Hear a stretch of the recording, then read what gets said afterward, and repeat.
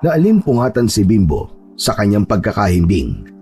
Agad na hinanap ang unan na madalas niyang niyayakap sa pagtulog.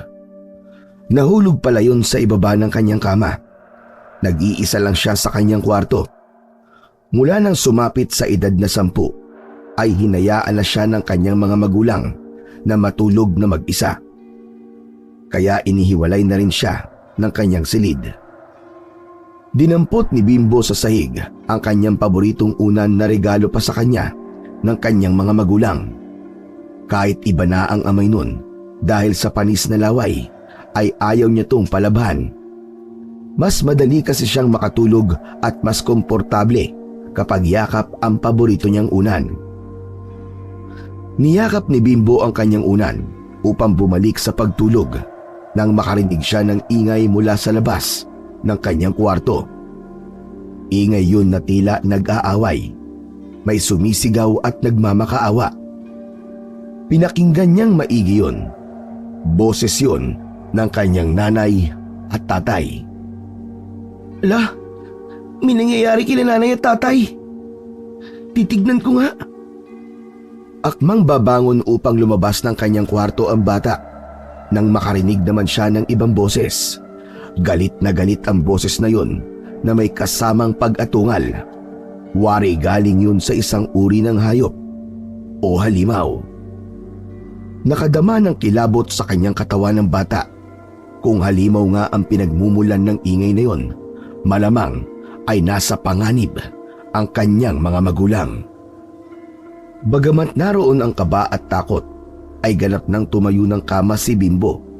Binuksan ang pinto ng kwarto at pinuntahan ang pinagmumulan ng ingay. Subalit hindi siya kagad dumiretso ron, kundi saglit muna siyang nagtago. Yumuko at gumapang papunta sa sala. Napahinto siya at lalo pang kinilabutan nang makita kung anong meron sa kanilang sala. Ha? May halimaw! May halimaw sa sala! At biyag sina inay at itay! Sila yata ang sinasabing aswang. Nakakatakot ang itsura nila. Ang lalaki at ang tutulis ng kanilang pangil. Pati na rin ang kanilang kuko. Hindi alam ni Bimbo kung ano ang kanyang gagawin. Isiniksik niya ang kanyang sarili sa isang sulok ng bahay. Tumindi ang kanyang nararamdamang takot. Dinig na dinig niya ang tanong ng dalawang aswang sa kanyang mga magulang. Ano? Nasaan siya? Nasaan siya? Subalit walang makuwang sagot ang aswang sa kanyang mga magulang na bihag ng dalawang halimaw. Talagang nagmamatigas ka? Ayaw mong magsalita? Lalong nagalit ang mga aswang sa pananahimik ng mga magulang ni Bimbo, kaya hinigpitan ng isang mabangis na aswang ang pagkakahawak sa leeg ng tatay ng bata at sinakmal yun. Sumirit ang masaganang dugo mula sa leeg ng lalaki na tumalsik pa sa mukha ng aswang. Sinipsip at walang awang pinatay ng mabangis na aswang ang ama ni Bimbo. Samantala, bakas din sa isa pang aswang ang galit habang hawak naman ang buhok ng nanay ni Bimbo. Itinaas ng halimaw ang kanyang kamay, saka ito biglang ipinasok sa dibdib ng babae. Lumabas ang masagalang dugo nang maipasok ng aswang ang buong kamay niya na may matutulis na kuko sa dibdib ng bihag. Nang ilabas ng aswang ang ipinasok na kamay mula sa dibdib ng babae at hawak na nito ang puso na tumutulo pa ang dugo, ibinuka ng aswang ang kanyang bibig at sinubo ng buo ang hawak na sariwang puso. Naaamoy ni Bimbo ang lansa dahil sa sariwang dugo na nagkalat sa sala, dugo na galing pa sa kanyang mga magulang. Pigil ang kanyang pag-iyak. Kitang-kita niya kung paano paslangin at gawing pagkain ng dalawang aswang ang lamang loob ng kanyang mga magulang.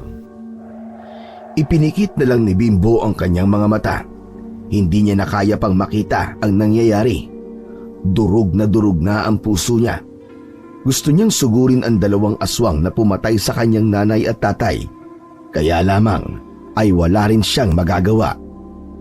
Dahil malamang ay kainin din siya ng 2 halimaw. Walang buhay, lasog-lasog ang katawan. Kumakalat ang sariwang dugo na nagbibigay ng masangsang na amoy. Yun ang senaryong makikita sa sala ng bahay ni Bimbo. Nanatiling walang kibo ang bata sa kanyang pinagtataguan. Hindi niya alam kung paano siya aalis doon kung nandun pa rin ang mga aswang. Maya-maya pa, may manok na tumilaok mula sa labas ng bahay nila. Nagulat ang 2 aswang na itinigil na ang pagkain sa lamang loob mula sa katawan ng mga magulang ni Bimbo. Wari na alarma ang mga halimaw sa narinig na tilaok. Nagmamadaling lumabas ang mga ito at umalis. Takot silang abutan ng pagbukang liwayway at pagsikat ng araw. Nang matiyak ni Bimbo na wala na ang mga aswang, ay saka pa lamang siya lumabas sa kanyang pinagtataguan. Pumalahaw sa pag-iyak ang bata nang ganap na makita ng malapitan ang kalunos-lunos na sinapit ng kanyang mga magulang. Ang sasama niyo! Pinatay niyo ang itay at inay ko! Napakahayop niyo, mga aswang! Bakit niyo ginawa to sa inay at itay ko? Bakit? Bakit? Kahit naliligo sa dugo ang katawan ng mga magulang, ay di yun inalintana ni Bimbo. Mahigpit niyang niyakap ang wakwak at lasog-lasog na katawan ng kanyang mga magulang. Maliwanag na ang 4 na sulok ng baryo nang madiskubre ng mga kapitbahay ang tungkol sa kahindik-hindik na sinapit ng mga magulang ni Bimbo. Agad yung pinuntahan ng kapitan saka tumawag ng mga pulis. Dahil kakaiba ang naging paraan ng pagpatay, kaya pinaniniwalaan ng mga taga roon na isang aswang na halimaw ang pumaslang sa mag-asawa.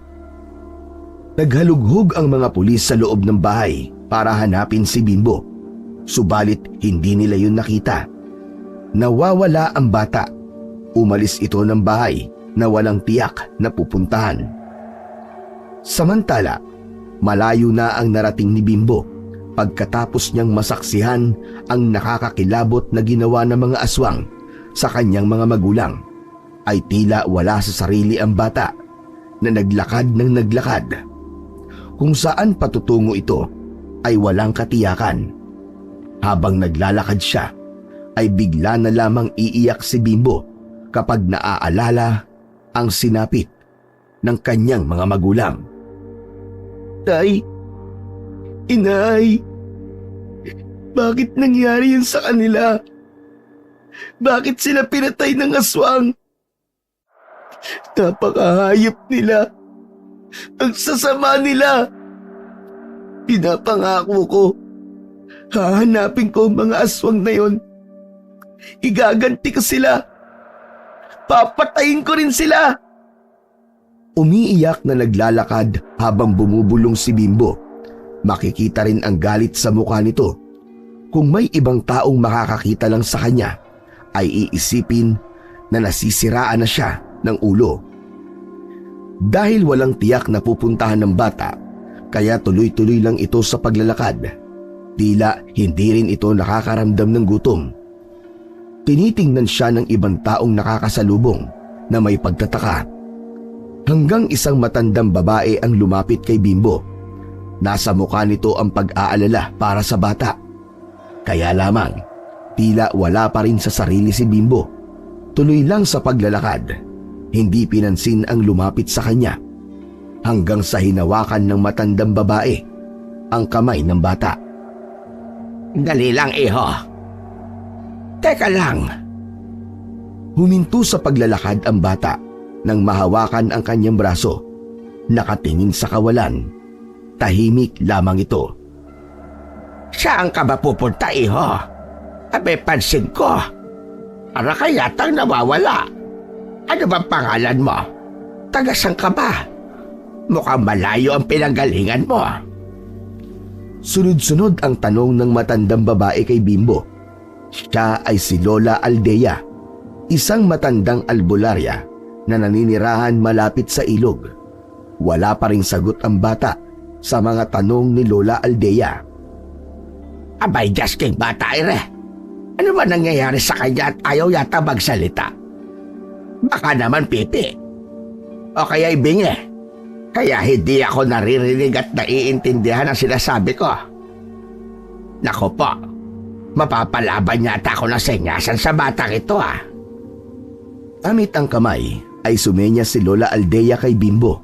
Nagtanong kung saan galing at kung nagugutom ba ito at kung gustong kumain.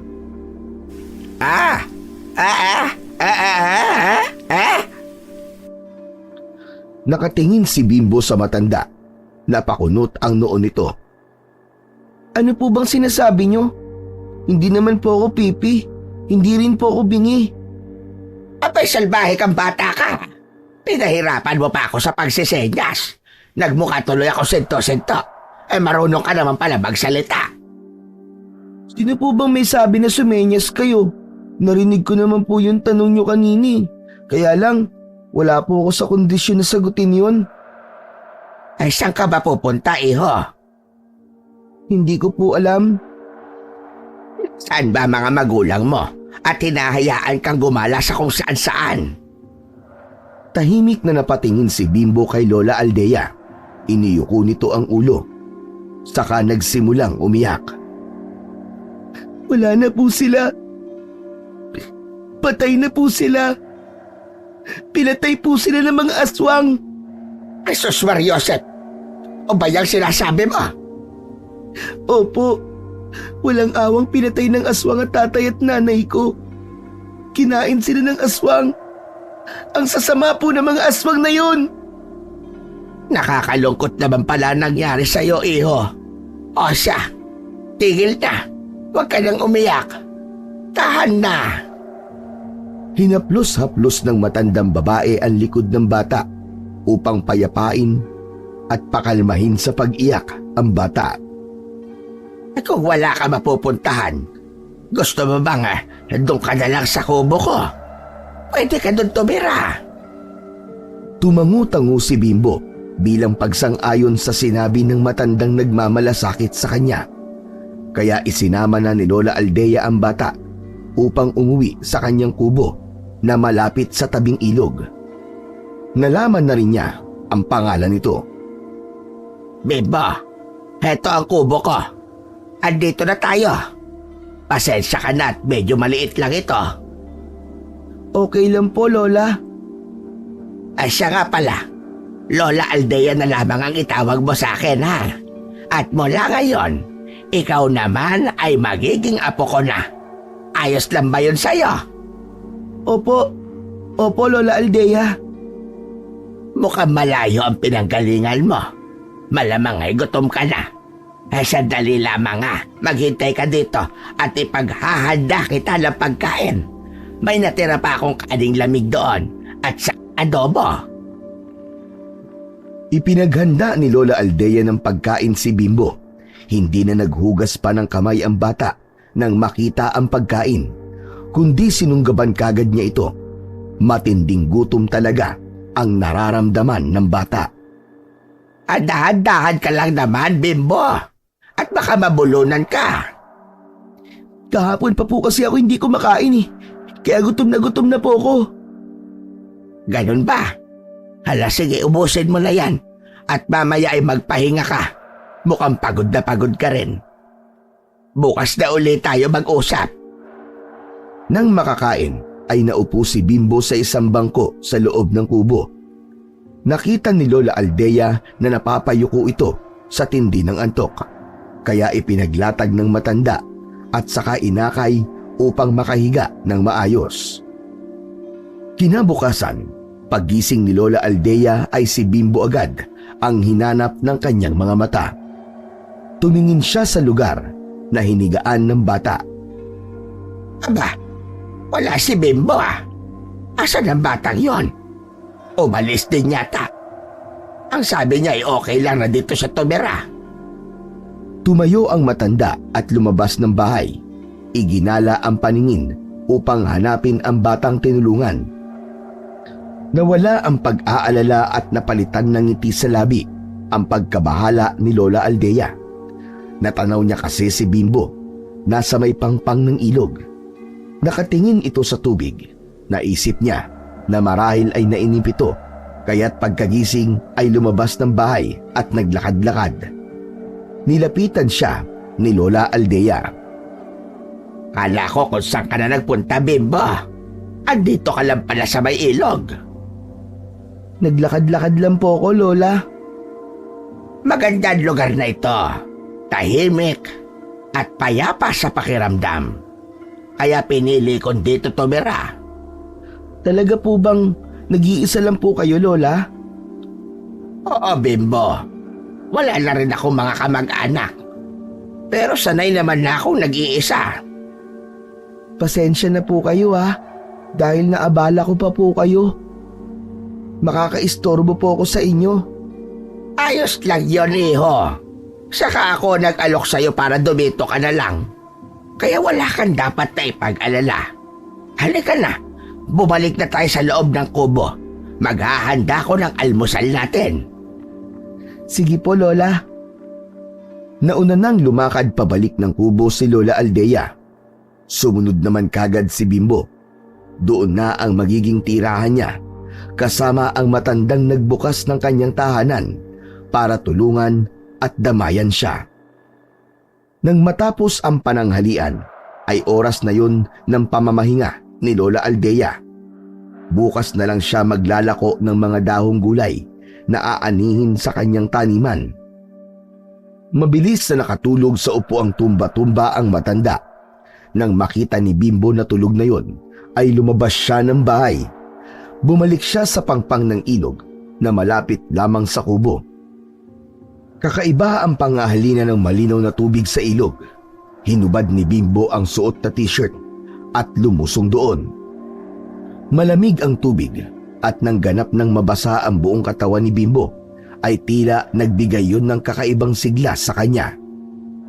Naibsan ang bigat sa dibdib na kanyang nararamdaman. Yun ang unang pagkakataon na naligo siya pagkatapos ng mga nangyari sa kanyang mga mahal sa buhay. Tuloy-tuloy ang paglusong ni Bimbo patungo sa gitna ng ilog. Walang kaide-ideya ang bata na malalim ang gitnang bahaging yon. Kaya nagulat si Bimbo nang biglang lumubog ang kanyang kabuuan. Tila ba nahulog siya sa malalim na hukay. Kakawag-kawag ang bata para piliting pumaibabaw sa tubig. Kaya nga lang ay hirap siya dahil hindi naman siya marunong lumangoy. Sa isang tao na hindi marunong lumangoy ay papalubog ito kapag nagkakakawag sa ilalim ng tubig. Hindi kagaya sa taong marunong lumangoy na ang pagkawag at paggalaw sa ilalim ng tubig ay patungo sa ibabaw. Kaya sa madaling salita ay nalulunod na si Bimbo ng sandaling yun. Itinaas ang kanyang kamay upang humingi ng tulong. Ibig rin niyang sumigaw, subalit tila walang lumalabas na boses. Isa pa'y nakakalunok siya ng tubig kapag ibinubukas niya ang kanyang bibig. Hindi malaman ni Bimbo ang kanyang gagawin. Ang tanging nasa isip niya ng sandaling yun, marahil yun na ang kanyang kamatayan kapag walang nakakita sa kanya. Subalit sadyang hindi pa yun ang kanyang wakas, dahil mula sa kabilang bahagi ng ilog ay isang batang napagawi sa pangpang ang nakakita kay Bimbo na nangangailangan ng saklolo. Agad na tumalon sa ilog ang batang yon. Lumangoy papalapit kay Bimbo. Hinagilap ng bata ang gawing leeg ng nalulunod. Kinalawit yon ng kanyang braso at hinila papunta sa pangpang habang lumalangoy. Yun ang tamang paraan ng pagsagip sa nalulunod dahil sa mas mahihirapan siyang lumangoy kung yayakap sa kanya ang taong ililigtas. Nang makarating sa pangpang, ay agad na binigyan si Bimbo ng first aid. Tila sanay sa pagliligtas ng taong nalulunod ang batang tumulong. May malay pa si Bimbo pero habol ang hininga at tiyak marami rin itong nainom na tubig. Kaya diniinan ng bata ang gawing sikmura ni Bimbo. sa ikatlong diin sa sikmura ay inilabas nito ang tubig na nainom. O ano? Anong pakiramdam mo, bata? Okay na ako. Salamat. Hindi ka dapat pumupunta sa gitnang bahagi ng ilog. Lalo na kung hindi ka marunong lumangoy. Hindi ko naman kasi alam na malalim pala yun eh. Akala ko tuloy, gusto mo na magpakalunod eh. Salamat talaga sa iyo ah. Miko. Miko ang pangalan ko. Ikaw? Ako naman si Bimbo. Maraming salamat sa pagliligtas mo sa akin, Miko. Wala yun. Marami na akong nailigtas dahil nalulunod sila kapag naliligo dito sa ilog na to. Kasama na ako doon. Tagasang ka nga pala. Ngayon lang kita nakita dito ah. Diyan lang ako nakatira, sa bahay ni Lola Aldea. Lola mo pala siya? Ha? Oo, Lola ko siya. Kaya mo naman tumayo. Ihatid kita dun sa kubo ng lola mo. Hindi na, Miko. Kaya ko na. Bago pa nakatayo si Bimbo, ay narinig nila ang pagtawag ni Lola Aldea. Hinahanap na nito si Bimbo. Nang makitang nasa may pangpang ng ilog, ay nagmamadaling lumapit ang matandang babae sa dalawang bata. Gusto ka bata ka. Pinag-alala mo ako ha. Ano nangyari sa'yo? Nalunod po siya, Lola Aldea. Nako, abay sinasabi ko na nga ba? Hindi ko po kasi alam na malalim ang gitnang bahagi ng ilog eh. Pero salamat na lang po at iniligtas ako ni Miko. Maraming salamat sa'yo, Miko. Iniligtas mo ang apo ko. Wala pong anuman yun, Lola Aldea. Halika na, Bimbo. Umuwi na tayo. At para makapagpalit ka na rin ng damit. Miko, maraming salamat ulit sa tulong mo. Lola Aldea, pwede po bang maging magkaibigan kami ni Bimbo? Abay, oo naman. Bakit hindi? Gusto ko talaga magkaroon ng kaibigan tong apo ko eh. Oh, paano Bimbo? Magkaibigan na tayo ha? Oo, Miko. Salamat sa tulong mo. Ayos lang. Hayaan mo sa susunod na araw. Papasyal na lang ako sa kubo nyo para makapaglaro tayo. Pwede rin kitang turuan lumangoy. Saka sasamahan din kitang mamasyal. Marami tayong pwedeng puntahan na magagandang lugar dito.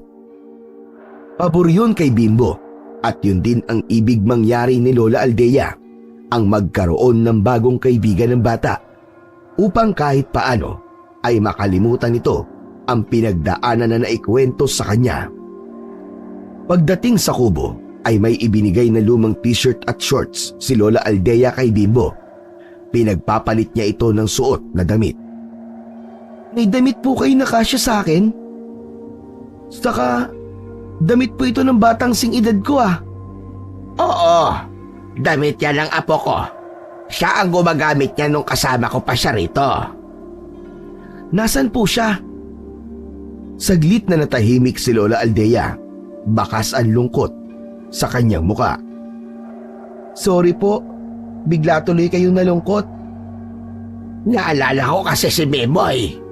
Halos edad mo siya nang namatay. Ano po? Patay na po pala siya? Oh, Bimbo. Nagkaroon siya ng malubhang sakit. Dinala ko siya sa iba't ibang albularyo. Maging sa doktor. Pero hindi na rin siya gumaling. Siguro sadyang hanggang doon na lamang ang kanya buhay. Ganun po ba? Kaya nga nang makita kita, hindi na ako nagdalawang isip na tulungan ka at aloking dito na lamang tumira sa aking kubo. Para kasing nakikita ko siya sa'yo.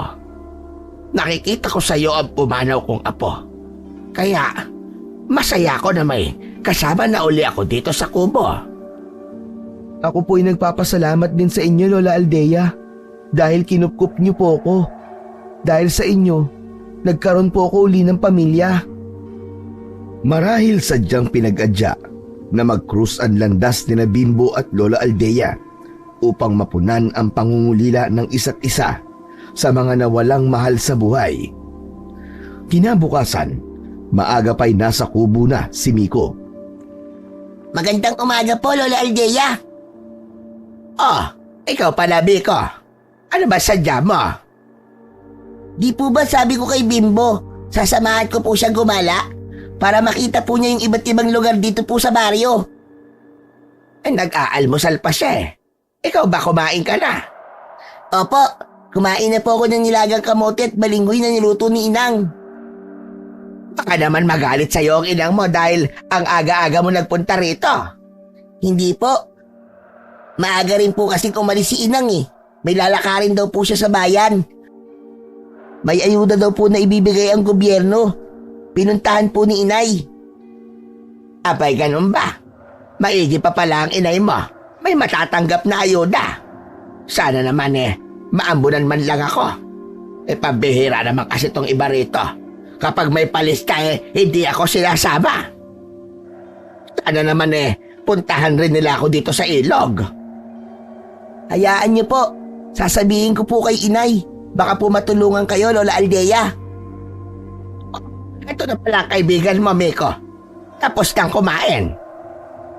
Ang aga mo ah. Ngayon na ba tayo gagala, Miko? Oo, Bimbo. Ayos lang ba sa'yo? Oo naman. O siya, sige. Pumunta na kayo sa pupuntahan nyo. Miko, ikaw na ang bahala sa kaibigan mo ha. Hindi pa yan sanay dito sa lugar natin. Opo, Lola Aldea. Ako po ang bahala kay Bimbo. Ay galak sa muka na umalis na ang bagong magkaibigan. May ngiti namang nararamdaman si Lola Aldea. Dahil alam niyang kahit paano, makakatulong yun sa bata para maibsan ang masakit na pinagdaanan. Binaybay nila Bimbo at Miko ang gilid ng ilog. Mahaba ang ilog na yon hanggang patungo sa kabundukan.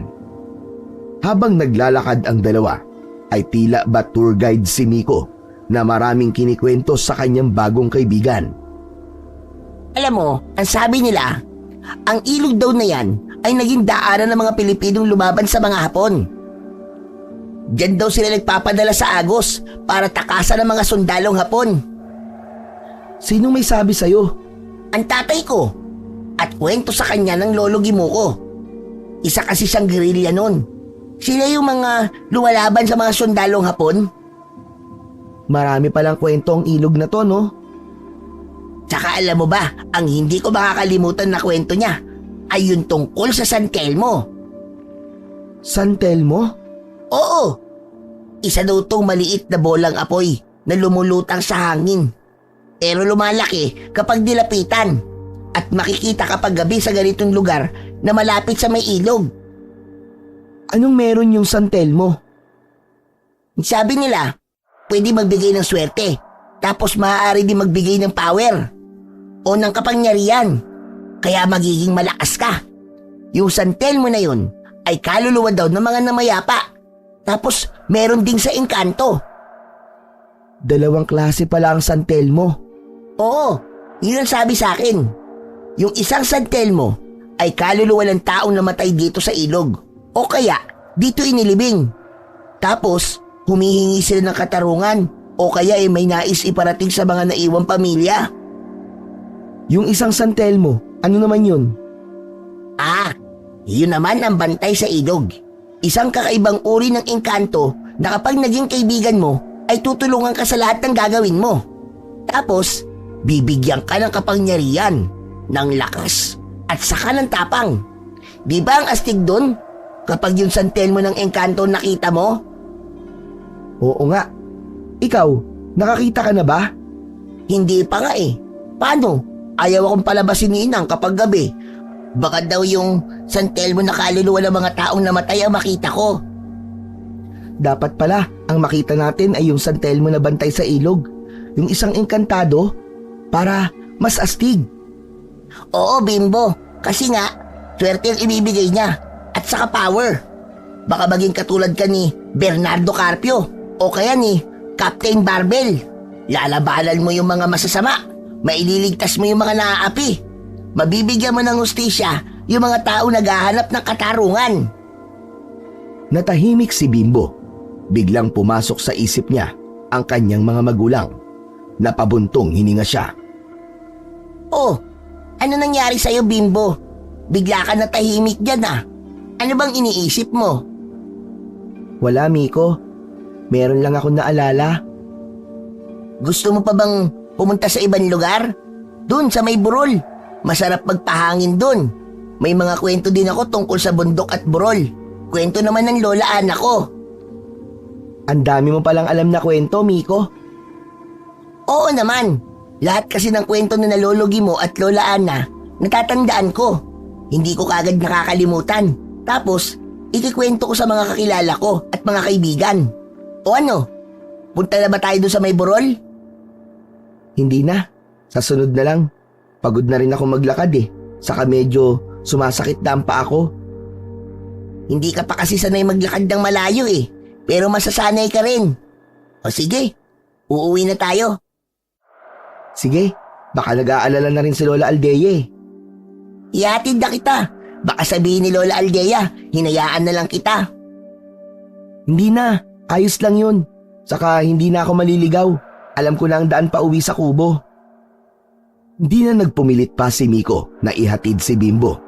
Sa pag-uwi ni Bimbo sa kubo ay naroon at naghahanda na ng pananghalian si Lola Aldea.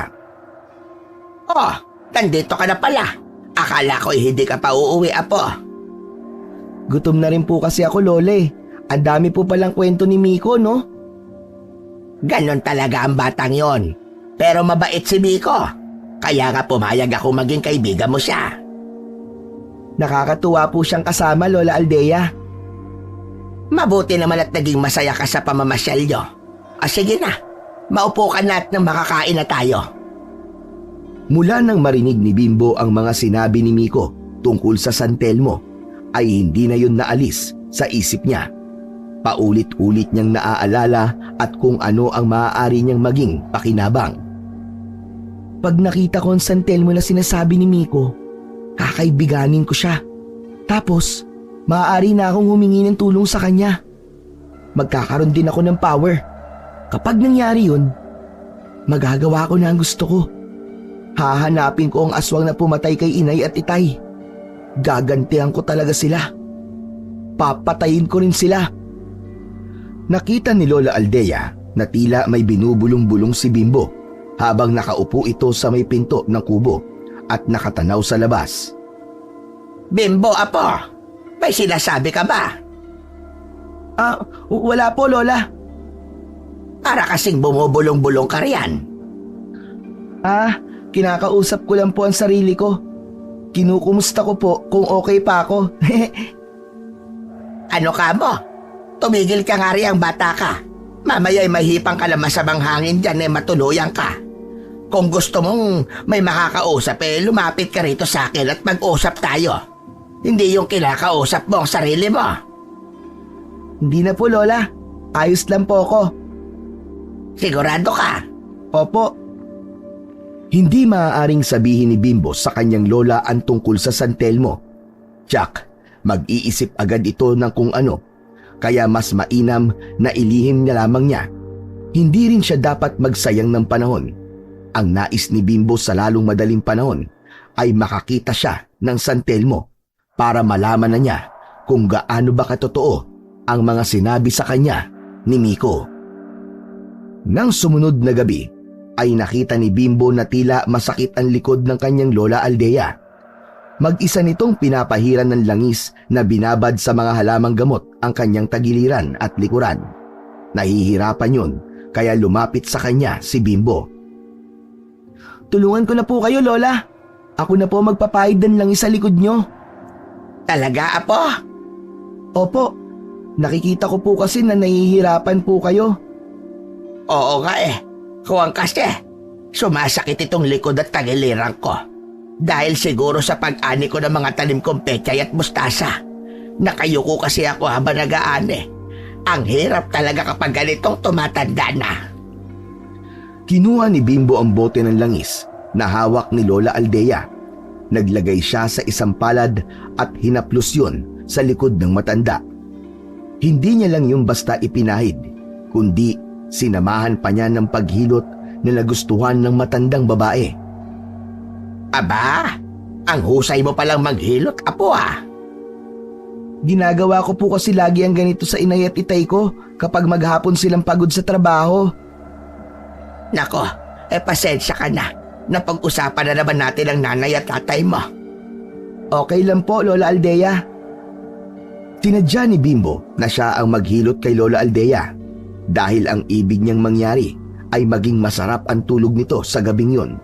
Yun na kasi ang takdang panahon para gawin niya ang kanyang naiisip. Dahil nga sa paghilot ni Bimbo sa tagiliran at likuran ng kanyang Lola Aldea, ay tila hinila ang matanda sa pagtulog. Ilang sandali pa ay nakapikit na ito at naghihilik. Nakatulog na si Lola Aldea. Tumayo si Bimbo at sumilip sa bintana. Madilim na madilim ang labas. Dahil wala pang buwan na nagpapakita, mahihirapan siyang lumabas kung sobrang dilim. Kaya naghintay na lamang ng konting sandali si Bimbo sa paglabas ng buwan. Nang matiyak na ni Bimbo na malalim na ang tulog ng kanyang lola at malalim na rin ang gabi, ay lumabas ito ng kubo. Isinara ang pinto at tinahak ang madilim na gabi. Binigtas niya ang daan patungo sa ilog. Gaya ng sinabi ni Miko, sa lugar na malapit sa ilog, malimit lumalabas at nagpapakita ang San Telmo. Bagamat may bahagyang takot at kilabot na nararamdaman ng bata sa gagawin, ay pinaglalabanan niya yon. Ang mahalaga sa kanya ay magkaroon ng katuparan ang nais niyang mangyari. Nang nakarating na siya sa tabi ng ilog, ay nadagdagan ang nararamdaman niyang kilabot nang umihip ang malamig na hangin na tila nanuot sa kanyang balat. Sapagkat tahimik ang lugar, bukod sa ingay ng mga kuliglig ay maririnig din ang pag-agos ng tubig sa ilog. Bahagya pa siyang nagulat nang biglang mag-ingay ang tubig. Merong bagay na bumagsak doon, dahilan para lumikha ng tunog. Ayon kay Miko, ay dalawang uri ng San Telmo ang maaaring magpakita. Isang ligaw na kaluluwa ng nilalang na namatay o inilibing malapit sa ilog, o kaya naman ay espiritu ng engkanto na magbibigay sa kanya ng inaasam na lakas at kapangyarihan. Naupo si Miko sa isang nakatumbang puno. Pilit na pinatatatag ang kanyang loob at inaasam na ang espiritu ng engkanto ng San Telmo ang magpakita sa kanya. Maya-maya pa, may kung anong ingay siyang narinig mula sa damuhan. Kaluskos yun ng isang bagay na gumagapang. Agad niyang naisip na posibleng ahas yun. Umagilap siya ng isang kahoy na maaari niyang gamiting panghataw sakaling ahas nga ang lumikha ng ingay. Subalit saglit pa ay nawala yun hanggang sa may maaninag siyang maliit na liwanag sa kabilang bahagi ng ilog. Liwanag na tila galing sa isang sulok. Waring naglalakad ang liwanag na kanyang nakikita. Napatayo sa kanyang kinauupuan ng bata. Agad niyang naisip na maaaring yun na ang San Telmong hinihintay niya. Sapagkat nasa kabilang bahagi ng ilog ang nakita niyang liwanag, ay tinawid niya ang ilog. Mabuti na lang at mababaw na bahagi ang kanyang nadaanan. Subalit umabot pa rin yun hanggang sa kanyang dibdib. Nang makatawid siya ng ilog, ay nakita niya ng mas malinaw ang liwanag. Lumulutang ito at tila isang maliit na bolang apoy na kasinlaki ng bola ng baseball. Ito na siguro yun. Ito na marahil yung San Telmong hinihintay ko. Lakas loob na lumapit si Bimbo sa nakitang bolang apoy. Sa paglapit niya ay nagliyab ito. Lumaki ang apoy. Natakot siya na baka biglang tumalon papunta sa kanya at masunog siya. Sa ginawa niyang paglapit ay may naramdaman siya na tila humihila sa kanya para ilayo siya sa bolang apoy. Ha? May humihila sa akin? Sino kayo? Anong ginagawa niyo sa akin? Bitiwan niyo ako! Bitiwan niyo ako! Pilit na hinahatak papalayo si Bimbo nang hindi niya nakikitang nilalang. Huwag niyo akong hawakan! Bitiwan niyo ako! Subalit hindi nagpapigil ang bata. Pinaglabanan niya yon. Sinikap niyang makalapit sa bolang apoy. Nang ganap na siyang nakalapit ay laking pagtataka niya dahil hindi lumayo sa kanya ang nakita niyang bolang apoy. Kahit malapit siya rito ay wala siyang init na nararamdaman, kundi malamig na tila singaw ng yelo ang dumampi sa kanyang muka at katawan. Bakit ganun? Walang init kahit napakalapit ko sa bolang apoy. Kaibigan, ikaw ba ang San Telmo na hinahanap ko? Naglakas loob si Bimbo na kausapin ang bolang apoy na nasa kanyang harapan. Gumalaw-galaw ang bolang apoy, wari sumasayaw na tila pagsang-ayon sa kanyang tanong. Saglit pa ay lumaki ang bolang apoy. Napaurong naman si Bimbo. Binalot ng takot ang kanyang katauhan. Nag-alala na baka kung anong gawin sa kanya ng bolang apoy na yon. Ang naglalagablab na bolang apoy ay lumikha ng imahe. Naging hugis tao yon. Nanlaki ang mga mata ng bata sa mga sumunod na nangyari. Hindi siya makapaniwala sa nangyari sa bolang apoy. Ha? Naging taong apoy? Ikaw nga ba ang San Telmo? Walang nakuwang sagot si Bimbo. Ang taong apoy na nasa harapan niya ay nagpatuloy sa pagbabago ng anyo hanggang sa nawala ng tuluyan ang lagablab ng apoy. Kundi ang naiwan na lamang ay isang tila normal na tao. Maputi ang balat at kulay puti rin ang buhok. Isang matikas na lalaki na kung titingnan ay isang albino o kung tawagin sa atin ay anak araw. Puti rin ang suot nito na tila isang nurse. Natulala si Bimbo. Hindi siya makapagsalita.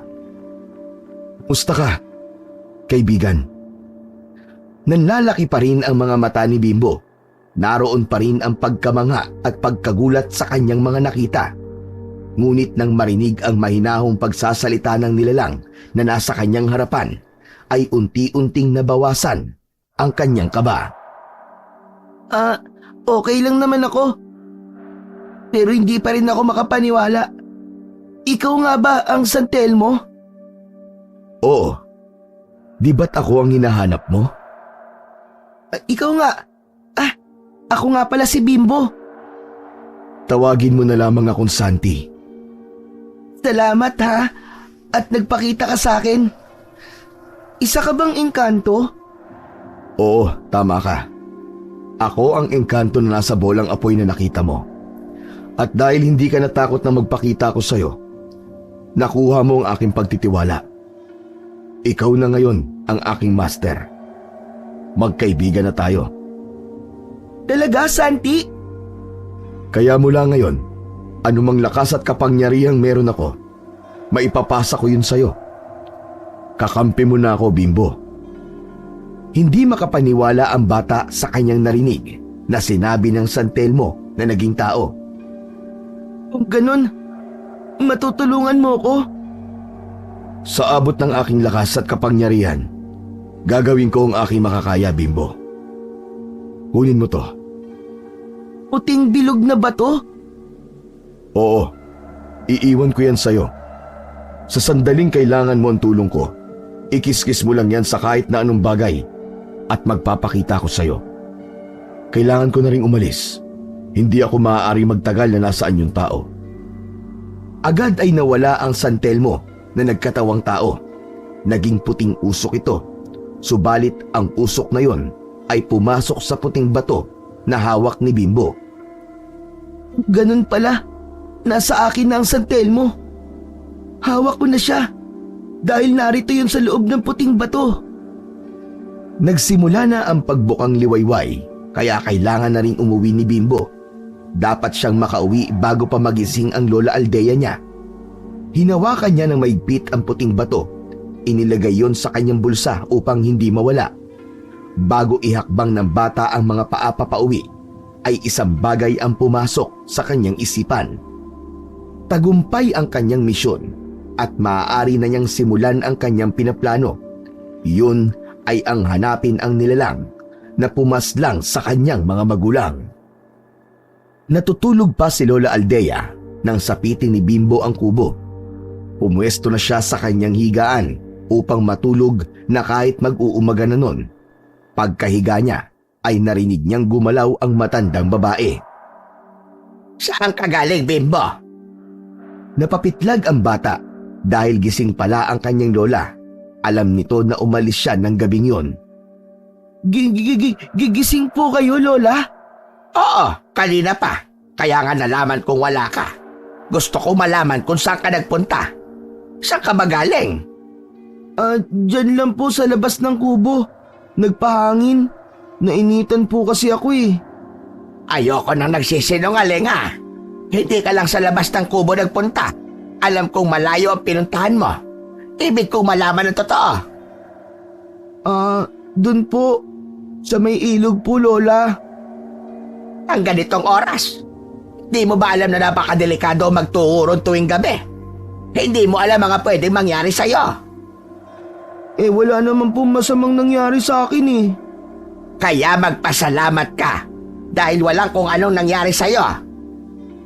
Hindi sinabi ni Bimbo ang totoong naganap sa may ilog, maging ang pagpapakita sa kanya ng San Telmo. Baka kasi hindi yun magustuhan ni Lola Aldea at kung ano pa ang gawin nito sa kanya. Baka kunin din sa kanya ang puting bato, kaya nanahimik na lamang siya. Bagamat hindi nagustuhan ni Lola Aldea ang naging pag-alis niya ng gabing nakalipas, hindi naman siya pinagalitan, kundi pinagsabihan lang. Maingat niyang itinago ang ibinigay na bato ng San Telmo. Sa mga susunod na araw ay kanya nang uumpisahan ang kanyang balak. Samantala, sa pagkikita muli ni Bimbo at Miko ay nagkwentuhan ang dalawa. Tungkol ito sa kumakalat na balita. Totoo ba yung sinasabi mo, Miko? Merong aswang? Oo, nakakakilabot yan, Bimbo. Kaya nga lahat ng taga ron sa Barrio Burgos ay pinag-iingat na. Saan pala yung Barrio Burgos? Sa 3 barangay mula rito sa atin. At doon nag-aasik ng lagim ang mga aswang. Napakasama talaga nila. Di ba nakakatakot yun? Dahil nga pumapatay sila. Tapos kumakain pa ng laman ng loob at sumisip-sip ng dugo ng tao. Biglang naikuyom ni Bimbo ang kanyang mga palad sa mga sinabi ni Miko. Minsan pa'y bumalik sa kanyang gunita ang masaklap na nangyari sa kanyang mga mahal sa buhay.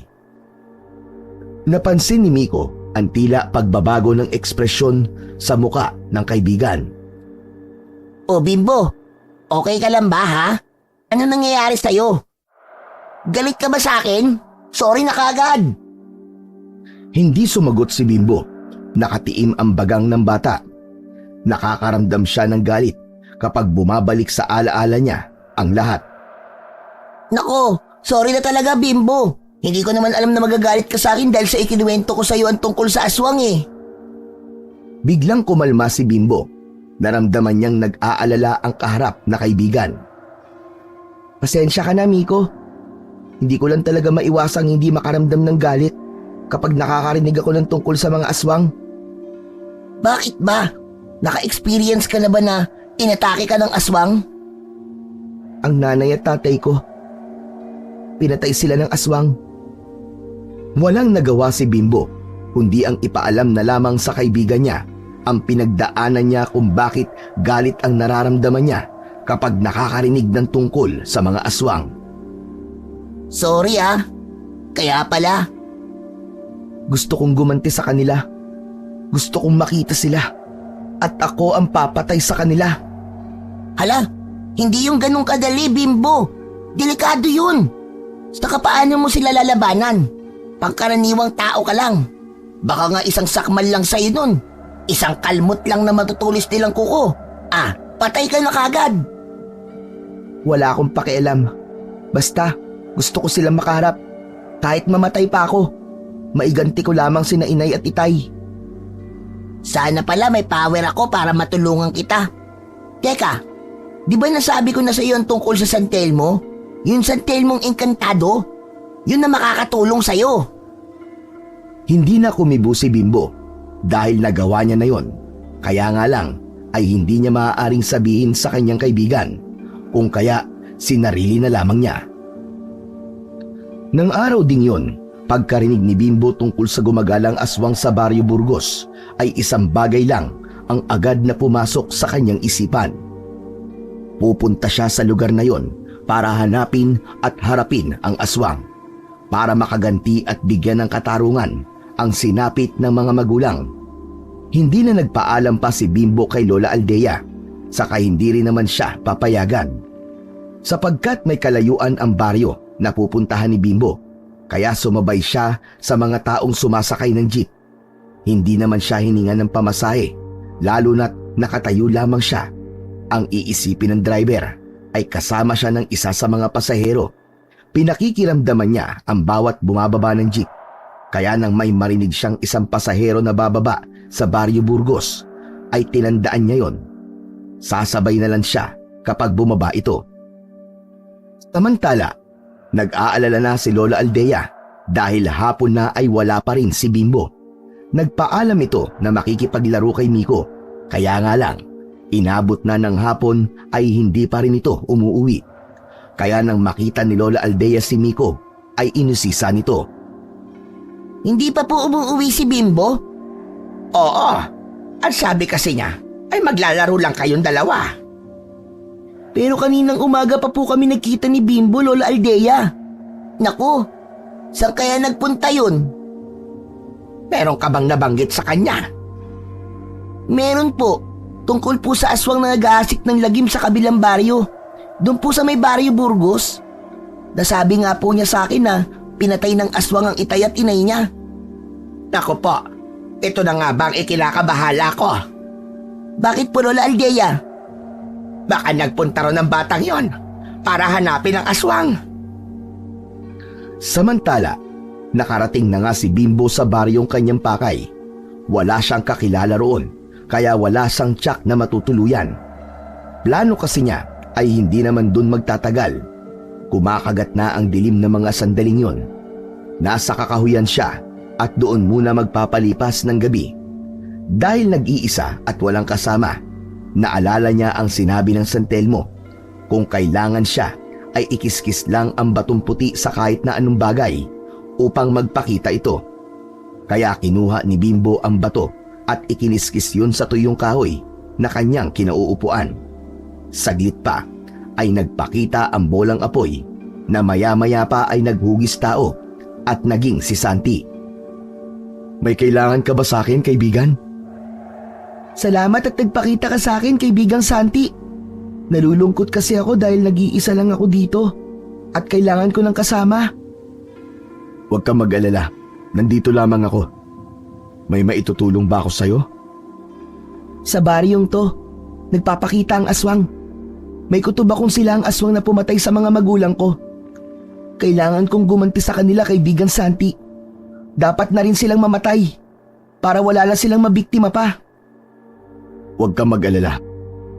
Handa kitang tulungan, kaibigang Bimbo. Nag-uusap ang dalawa nang may kakatwang mangyari sa kinaroroonan nila. Yumanig ang lupa, lumindol. Kasunod nun ay ang pagbuka ng lupa sa lugar malapit sa kanila. At mula sa nakabukan lupa ay may lumabas na kakatwang nilalang, mga maligno na iniluwa ng lupa. Ano mga yan, kaibigang Santi? Ang mga nilalang na ibig kumuha sa batong ibinigay ko sa'yo. Pero, ikaw ang batong to, Santi. Kung ganun, ikaw ang kailangan nila? Oo, tama ka. Nais nila ako makuha. Huwag kang papayag, Bimbo. Gagamitin lang ako ng mga malignong yan sa kanilang kasamaan. Teka, anong gagawin ko? Humanda ka. Lalabanan natin sila. Magkakampi tayong dalawa. Ako ang magbibigay sa iyo ng lakas. Naging bolang apoy si Santi at nang maglaho ang apoy ay bumalik ito sa pagiging puting bato. Pagkadakay ang puting bato na hawak-hawak ni Bimbo ay gumalaw at nagbago ng itsura. Humaba ito at naging isang arnis, isang nag-aapoy na arnis, subalit kayang hawakan ni Bimbo. Hindi siya napapasok habang tangan ang arnis, malamig ang pakiramdam niya. Umatake kay Bimbo ang mga nilalang na iniluwa ng lupa. Gamit naman ang nag-aapoy na arnis ay isa-isa niyang hinataw ang mga nilalang ng dilim. Nakakatakot ang itsura ng mga ito. May mga malalaking mata, nangungulubot na muka at may malalaki at mahahabang tenga. Ang mga katawan ay gaya ng sa kabayo at aso. Umaatungal at umiigik ang bawat tamaan ng arnis. Ang iba ay nagliliyab pa hanggang sa ganap na masunog ang kanilang katawan. Hindi sila tinigilan ni Bimbo. Iba ang lakas na ipinakita ng bata sa pakikipaglaban. Ilang sandali pa ay naubos din ang mga nakakatakot na nilalang. Hanggang dyan lang pala kayo eh. At ganyan din ang gagawin ko sa mga aswang na makikita ko. Nang maubos na ang mga maligno na nakasagupa ni Bimbo, ay nagbalik na sa pagiging puting bato ang nag-aapoy na arnis. Itinago na ito ni Bimbo sa kanyang bulsa. Hindi na umalis pa si Dindo sa kakahuyan at doon na siya nagpalipas ng gabi. Wala na ring gumambala sa kanya sa magdamag na lumipas. Wala ring aswang na nagpakita. Hindi pa rin nagplanong umuwi si Bimbo kahit alam niyang nag-aalala na ang kanyang Lola Aldea.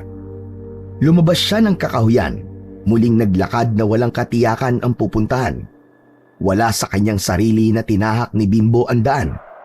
Malayo ang kanyang iniisip, kaya hindi niya narinig at napansin ang pagdating ng isang kotse. Nahagip siya nito at gumulong siya sa gilid ng kalsada.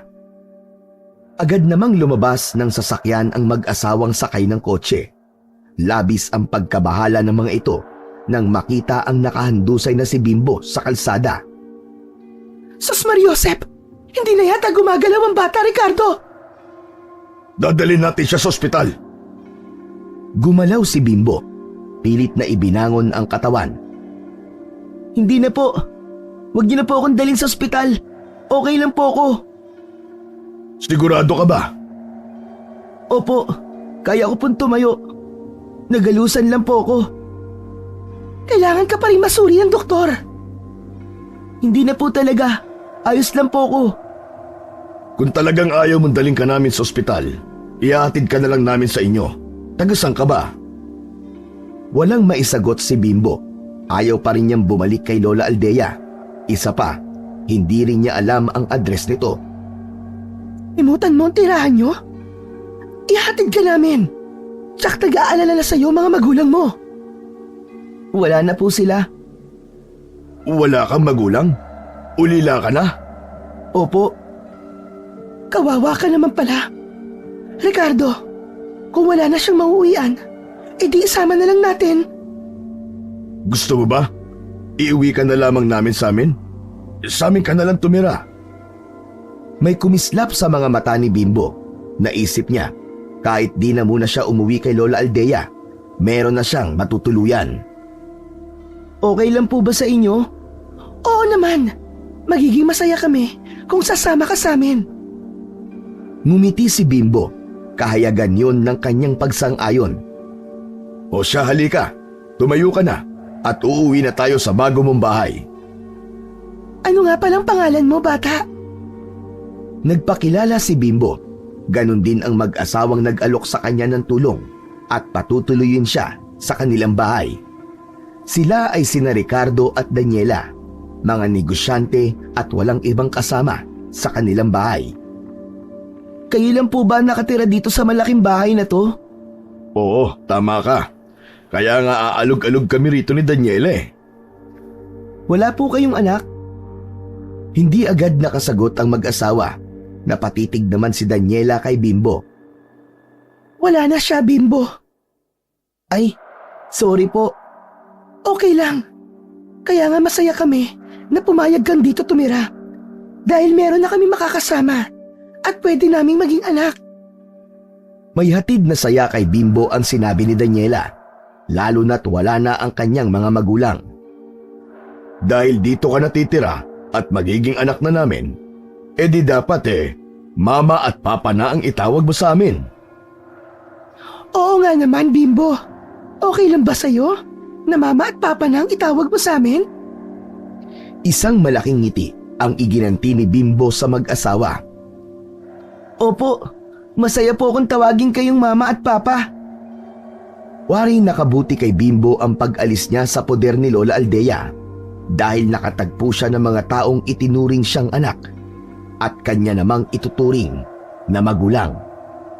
Samantala, sa kubo ni Lola Aldea ay naging malungkutin ang matanda sa pag-alis ni Bimbo. Tila may naging kulang na sa buhay niya. Bawat araw na lumilipas ay umaasa ang matanda na biglang magpapakita sa kanya ang bata. Kapag nakikita nito si Miko, ay agad itong nagtatanong baka may nalalaman kung nasaan si Bimbo. Subalit wala rin itong balita dahil maging si Miko ay nasasabik na ring makita muli ang kanyang kaibigan. Malaki ang naging pagbabago ng buhay ni Bimbo sa pagtira niya sa bahay ng mag-asawang Ricardo at Daniela. Dahil walang anak, kaya naman alagang-alaga siya ng mga ito. Naibibigay ang gusto ni Bimbo.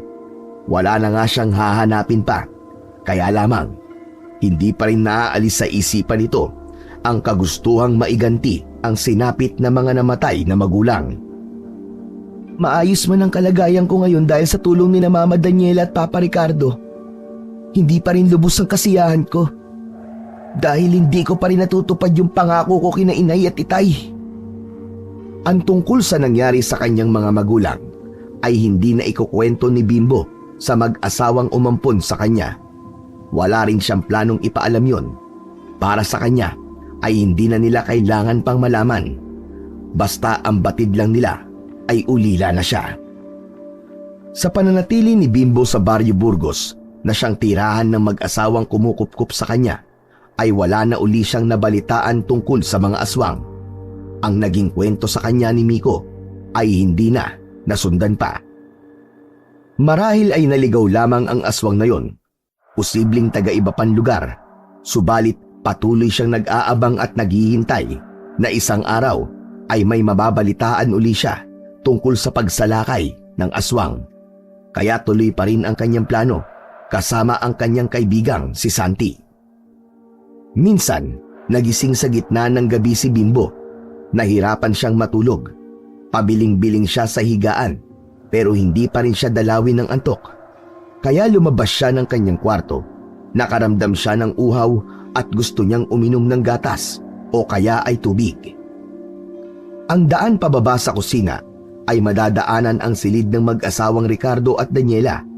Kaya nang mapadaan doon si Bimbo, ay napansin niyang gising pa rin ang mga ito. May ingay siyang narinig, kaya natukso ang bata upang lumapit sa silid ng mag-asawa. Kakaiba ang ingay na kanyang narinig. Nakaramdam ng pagkabahala ang bata at pag-aalala. Pinihit niya ang seradura ng pinto. Gumalaw yun. Hindi ito nakalak.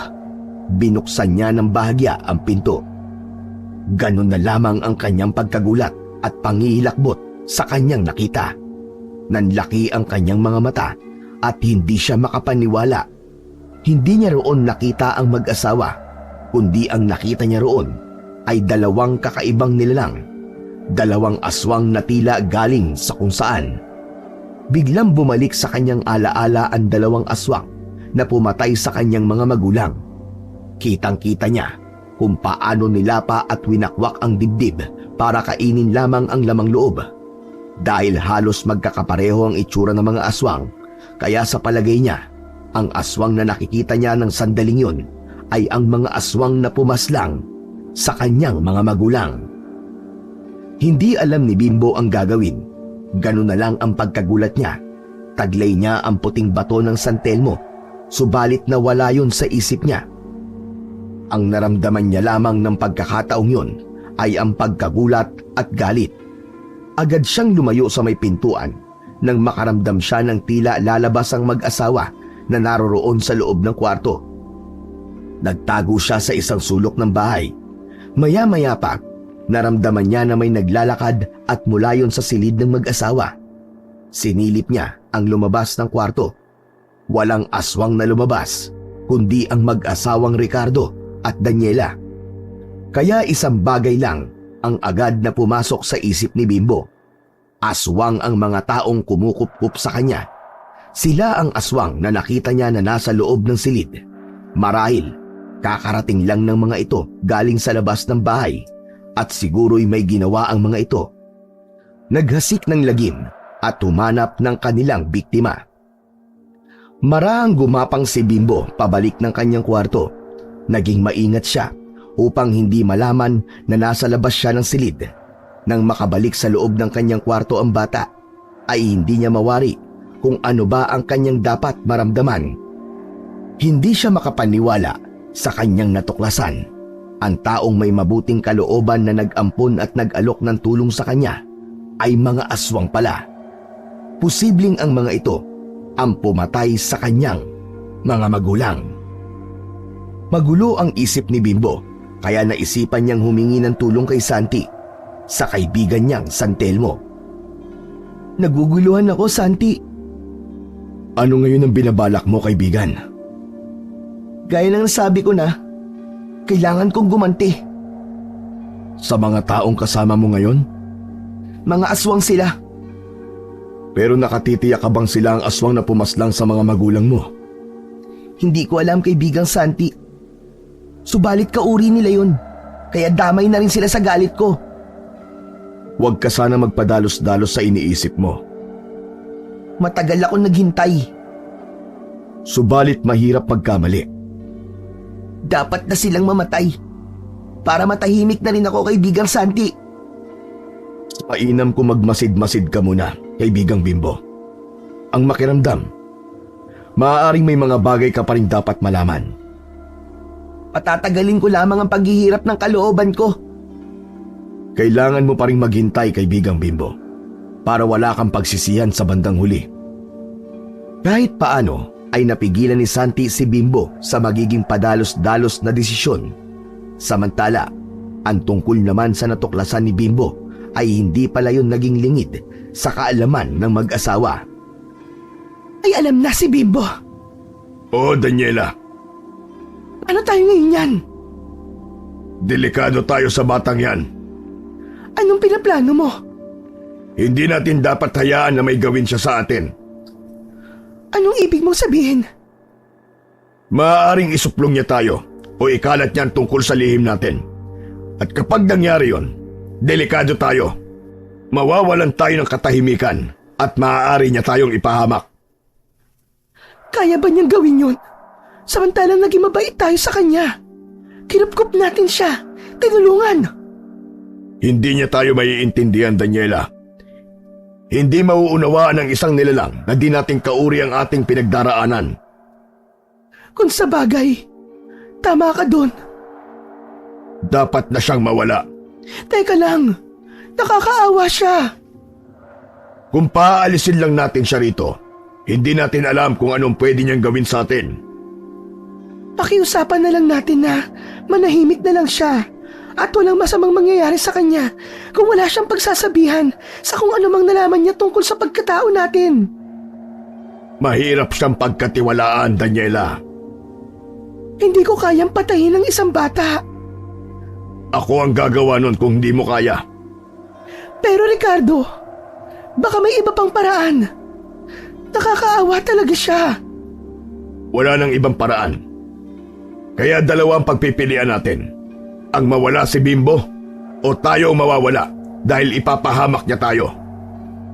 Hindi na nakakibo pa si Daniela pero hindi kaya ng puso niya na mapahamak si Bimbo. Kahit paano ay napalapit na ito sa kanya. Subalit ang hangad ni Ricardo ay ang kaligtasan nilang mag-asawa. Samantala, sa silid ni Bimbo, kumakabog ang dibdib at humahangos ang bata. Nagising siya mula sa malalim na pagkakatulog. Masakit sa dibdib ang kanyang naging panaginip. Napanaginipan ko na naman. Bumalik na naman ang pangyayaring yun. Pawisan at mabigat ang dibdib ni Bimbo nang magising dahil sa panaginip. Laman ng kanyang panaginip ang sinapit ng kanyang mga magulang, ang kahindik-hindik na ginawang pagpatay ng mga aswang. Bumalik sa gunita niya ang karumal-dumal na kalagayan ng kanyang mga mahal sa buhay pagkatapos na paslangin ng mga kampon ng kadiliman. Napanaginipan ko sila dahil lang nais nila magkaroon ng katarungan. Hindi ako matatahimik hanggat hindi ko yun natutupad. Ngayon ay abot na ng kamay ko ang paghihiganti dahil kasama ko sa bahay ang mga nilalang na posibleng pumatay sa kanila. Wala ng panahon na dapat pang palagpasin si Bimbo. Nakabuo na siya ng desisyon. Sa gabing yun ay sisingilin na niya ang mga taong umutang sa buhay ng kanyang mga magulang. Oo nga't di tiyak kung sila ang mga yon, pero kauri pa rin nila at pwedeng sila ang mga aswang na yon. Kahit naging mabait sa kanya ang mag-asawa, hindi yun sapat para makalimutan niya at mapatawad ang sinapit na mga taong mahalaga sa kanya. Hindi niya na sinabi sa kaibigang si Santi ang kanyang balak dahil sa huling pag-uusap nila, ibig siya nitong pigilan.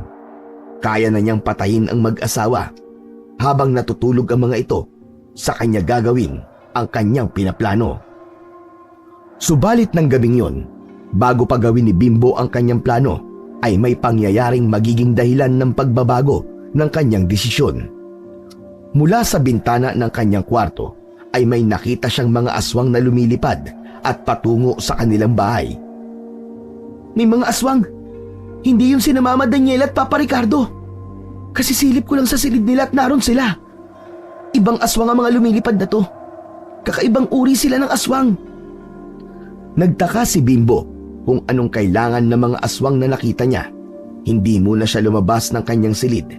Nagmasid at nakiramdam siya. Mula sa kanyang silid ay nakita niyang lumabas ng bahay ang mag-asawang Ricardo at Daniela. Palabas sila ng bahay. Mukhang haharapin nila mga aswang na umaatake. Nang makita ni Bimbo na lumabas ng bahay ang mag-asawa, ay sumunod na rin siya. Hindi na matutuloy ang kanyang pinaplano dahil may ibang mangyayari sa gabing yun. Nang makalabas ng bahay ang mag-asawa, ay agad na nagbago ang anyo ng mga ito. Naging ganap rin silang aswang. Agad na sinalakay ng mga aswang na kanina pa nag-aabang sa kanila. Pangil sa pangil, kuko sa kuko ang paglalabanan ng mga ito. Walang sino mang gustong magpadaig.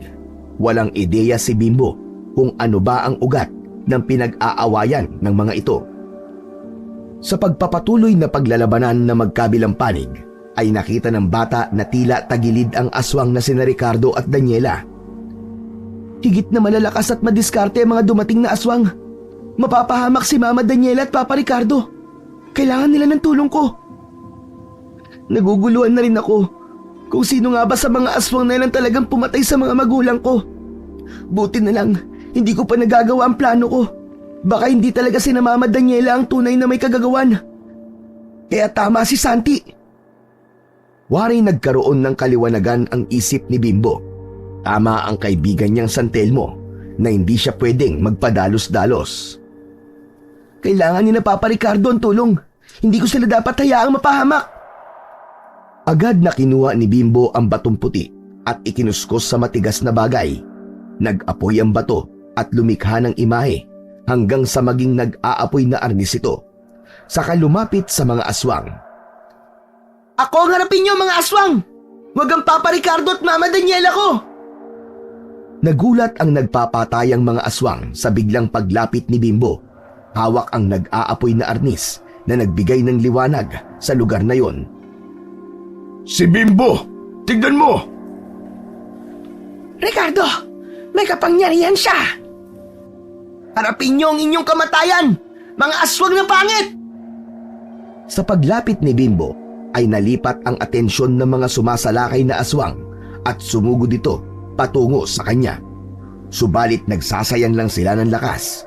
Sa bawat pag-atake ay nakakatikim sila ng haribas at hataw mula sa nagliliyab na arnis ng bata. Dumidikit ang apoy sa katawan ng aswang sa bawat pagtama ng arnis sa katawan ng mga ito. Umaapoy ito hanggang sa matupok ng apoy ang mga aswang. Kaya saglit lang ay agad nalipol ang mga umaataking aswang. Nailigtas ni Bimbo ang mag-asawa. Bago ganap na lumapit ang mga ito kay Bimbo, ay bumalik na muna sila sa pagiging tao. Salamat. Maraming salamat sa pagliligtas mo sa amin, Bimbo. Hindi namin nakalain na ikaw pala ang magliligtas sa amin. Ayoko lamang po mapahamak kayo. Utang namin sa iyo ang ikalawa naming buhay, Bimbo. Kung hindi ka dumating, baka katapusan na namin ang Papa Ricardo mo. Meron ka palang kapangyarihan, Bimbo. Tinulungan lang po ako ng kaibigan ko. Kaibigan? Opo. Pero pasensya na po kung hindi ko maaaring sabihin sa inyo. Okay lang yon. Hindi ka namin pipilitin na sabihin. Kung yan ang gusto mo. Sa ginawang pagliligtas ni Bimbo sa mga taong kumupkup sa kanya, ay tila naging maluwag yun sa kanyang pakiramdam. Kaya nga lang, nagkaroon naman ng pagkalito sa kanyang isipan kung paano niya maipaghihiganti ang mga magulang kung ang nais niyang gantihan ay posibleng wala palang kasalanan. Sa silid ng mag-asawang Ricardo at Daniela, nagkaroon na rin ng pagbabago sa kanilang isipan ang tungkol sa nabuong desisyon. Kita mo naman siguro ang ginawa sa atin ni Bimbo, Ricardo. Nagulat din ako, Daniela. Mabuti na lamang at hindi mo pa nagagawa ang plano mo. Mapapatay mo ang bata na magliligtas pala sa atin. Alam na niya ang tungkol sa pagkatao natin, pero iniligtas pa rin niya tayo. Kaya nga, mali ang iniisip mo tungkol sa kanya. Hindi niya tayo isusumbong kung kanino, lalo na't wala tayong ginagawang masama sa kanya. Ibig kayang sabihin nun tanggap niya kung ano man tayo? Maaaring ganun nga, Ricardo. Kaya hindi banta sa buhay natin si Bimbo, kundi kakampi natin. Minsang pakikipag-usap ni Bimbo sa kaibigan niyang San Telmo ay nagpasalamat ang bata dahil sa ginawa nitong pagpigil sa kanya sa nauna nitong plano. Mabuti pala at pinakinggan kita, kaibigan Santi. Dahil nga posibleng mali ang iyong iniisip. Nakapatay pa ako ng taong walang kasalanan kung nagkataon. Pero huwag ka mag-alala. Malalaman mo rin kung sino ang dapat natin singilin. Andito ko para samahan kang hanapin sila. Salamat, kaibigang Santi. Alam mo bang dahil sa'yo, meron akong lakas ng loob na gawin ng ibang bagay? Pati ang maging matapang para humarap sa mga pagsubok at masasamang nilalang. Sapagkat yun ang silbi ko bilang isang kaibigan. Samantala, dahil sa mga nangyari, ay gumaan ang pakiramdam ng mag-asawang Ricardo at Daniela sapagkat hindi na nila kailangang pagdudahan pa si Bimbo. Ngayon ay nakatitiyak na silang hindi magiging banta si Bimbo sa kanila. Mananatili nila itong kasama at lalo pa nilang pahahalagahan. Para sa akin, ay swerte ang pagdating ni Bimbo sa buhay natin, Ricardo. Ang totoo ay mabigat din sa akin kung mawawala siya. Dahil nga sa gagawin ko sana. Pero hindi yun ipinahintulot na mangyari. Dahil kay Bimbo, napunan niya ang kasabikan ko sa pagkakaroon ng anak. Dahil nakikita ko sa kanya ang nawala nating anak. Ang anak natin na inagaw sa atin, Daniela. Kung nabubuhay lamang siya, marahil kasing laki na siya ni Bimbo. Darating pa kaya ang sandaling makikita natin siya? Umasa pa rin ako. At hindi maling umasa. Sapagkat hindi na nga lihim kay Bimbo ang pagkatao na mag-asawa, ay kinausap na lamang nila ang bata upang hindi ito mag-alala at matakot sa kanila. Aswang man kami ni Mama Daniela mo, Bimbo. Subalit hindi kami aswang na kagaya ng iba. Aswang kami na merong pagpapahalaga sa kapwa. Kaya namin pigilan na gumawa ng masama, lalo na ang pagpatay. Naniniwala po ako sa inyo. Dahil sa pagtira ko po dito sa inyo ay napatunayan ko na mababait po kayo. Pero, minsan po ba, nagawa niyo na rin pong pumatay? Natahimik ang mag-asawa. Hindi alam kung paano sasagutin ang tanong ng bata. Subalit sinagot yun ni Ricardo nang walang pag-aalinlangan. Oo, Bimbo. Nagawa na namin yun. Dahil sa matinding galit. Ricardo, hindi mo na kailangan sabihin pa yun sa bata. Ibig ko lang maging totoo sa kanya, Daniela. Yamang alam na niya ang katotohanan tungkol sa atin at naniniwala ko na mauunawaan niya tayo at hindi niya tayo ipapahamak. Hindi ko po gagawin yun kahit kailan, Papa Ricardo. Salamat, Bimbo, anak. Minsan, ayoko na rin sanang balikan pa ang pangyayaring yun sa aming buhay. Pero naging napakasakit dahil ipinagkait nilang magkasama kami ng aming anak. Ano pong ibig niyong sabihin? Mga taong may malaking atraso sa amin. Walang kapatawaran ang ginawa nilang kasalanan sa amin. Matagal nila kaming nilinlang at kailan lang nalaman namin na ang mga taong yun ang nagnakaw sa anak namin. 1 taong gulang pa lang ang anak namin nang nakawin siya. Inilayo siya sa amin. Ginawa nila yon para gantihan kami mag-asawa. Hindi kasi nila kayang tanggapin na mas lumalago ang aming negosyo kaysa sa kanila. Para gumanti, ay kinuha nila ang aming nag-iisang anak at itinago nila. Ang nais nila gamitin ito para gantihan kami. Ang wasakin kami. Hanggang sa nalaman namin kung saan sila nagtatago na matagal na panahon. Gamit ang aming pagkaaswang, pinuntahan namin sila sa kanilang bahay. Hindi namin napigilan ang galit at nagawa namin patayin sila. Napatay niyo po sila? Oo, Bimbo. Bugso yun ng matinding galit dahil sa ginawa nilang pagkuha sa aming anak. Ang nakakalungkot nga lamang ay hindi pa rin namin nabawi ang aming anak kahit napatay namin sila. Mag-uumaga na kasi nun, hindi na namin nagawang hanapin ng bata dahil malalaman na ng mga tao ang aming ginawa at malalagay kami sa panganib. Nang bumalik kami, wala na kaming makuwang impormasyon, lalo na kung nasa ng aming anak na matagal nilang itinago. Ano po bang pangalan ng mga taong sinasabi niyo, Mama Daniela? Yung kumuha po sa anak niyo. Sila ang mag-asawang Ramona at Ernesto Villacruz. Natahimik si Bimbo. Hindi niya alam kung anong mararamdaman niya ng mga sandaling yun. Kayo ang aswang na pumatay sa kanila? Tama ka, Bimbo. Bunsod yun na matinding galit dahil sa kasalanan ginawa nila sa amin. Pati ang aming nag-iisang anak ay idinamay nila. Inagaw nila ang aming karapatan para alagaan at palakihin siya. Hindi namin na iparamdam ang pagmamahal sa aming anak dahil sa kagagawan nila. Pero sisisihan din namin ang aming nagawa. Kaya lang, hindi na maibabalik pa ang mga nangyari. Parang sasabog ang dibdib ni Bimbo ng mga pagkakataong yun. Dahil sa kanyang mga nalaman ay naroon ang iba't ibang emosyon na pumuno sa kanyang dibdib.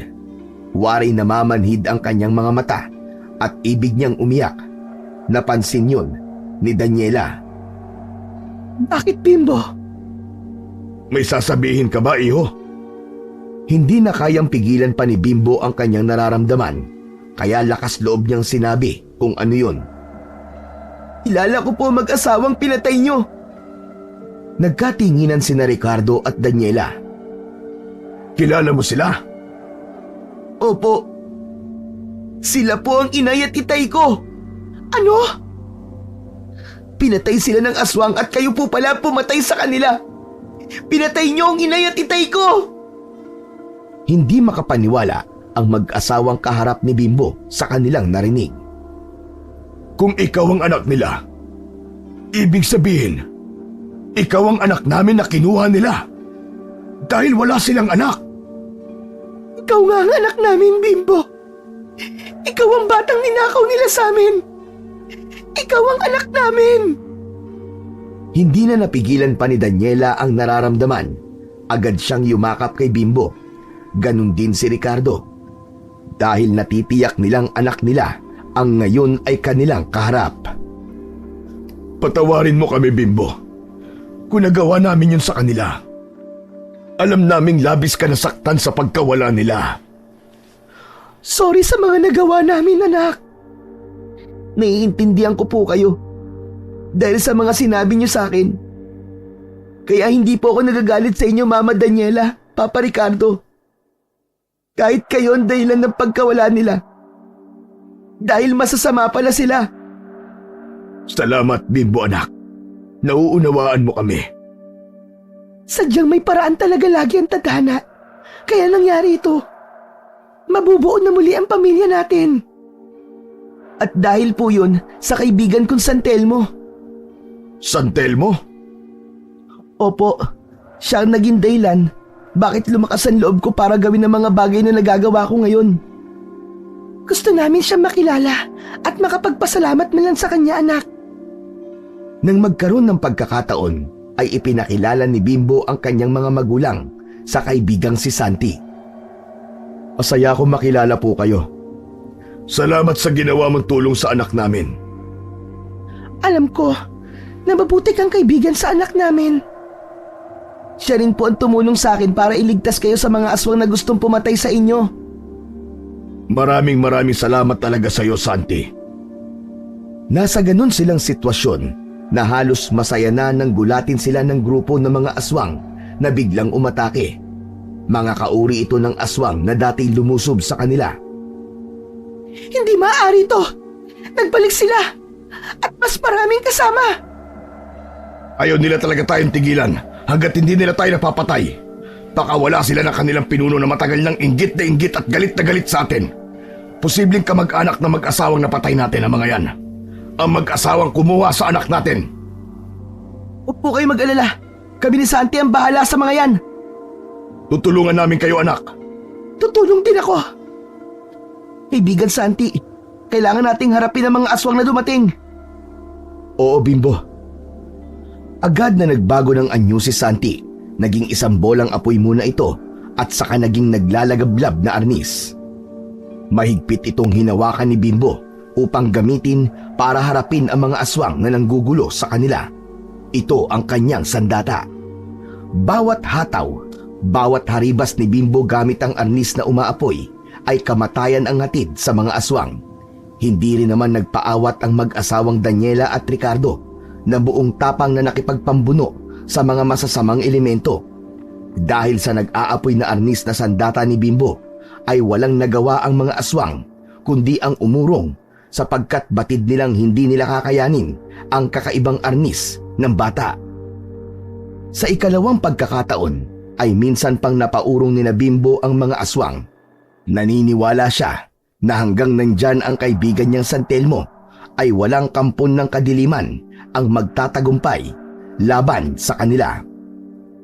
Dahil aswang ang tunay na mga magulang ni Bimbo, ay wala silang plano na ipasa sa kanilang anak ang pagiging aswang dahil ang nais nila ay isang normal na buhay para sa bata.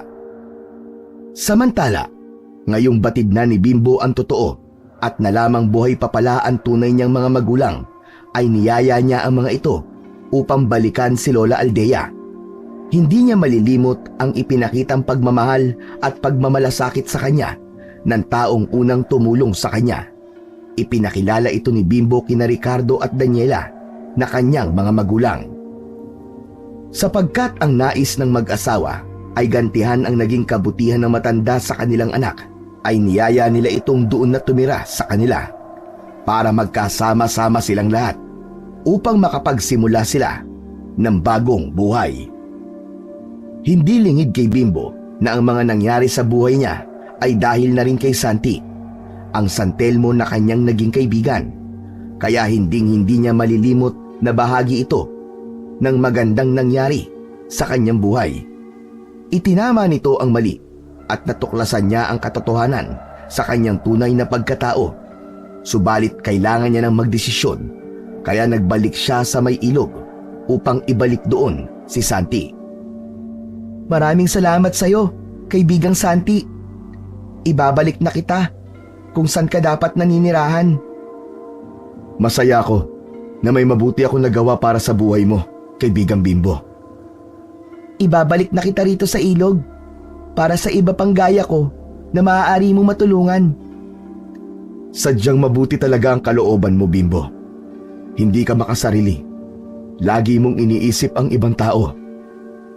Dahil tulad ko, ay maaaring mapaayos mo rin ang buhay ng ibang taong magiging bago mong kaibigan. Tama ka. At huwag kang mag-alala. Kapag kailangan mo ko muli, bumalik ka lang dito at handa kitang samahan muli at tulungan. May bigat ang mga paa na nilisan na ni Bimbo ang ilog kung saan nakasumpong siya ng isang tunay na kaibigan. Bago tuluyang umalis sa baryo na yon, ay dumaan din siya sa isa pang kaibigan na si Miko para magpasalamat. Hindi rin niya makakalimutan ang naging kabaitan nito sa kanya. Ngayong tapos na ang dilim na lumukob sa buhay ni Bimbo, nagkaroon na yun ng tunay na liwanag dahil sa pagkakaalam niya ng katotohanan. Handa na siyang harapin ang buhay na sadyang nakalaan para sa kanya. Puno ng iba't ibang pagsubok ang buhay natin. Minsan, pinapahirapan ito ng mga taong may masamang hangarin.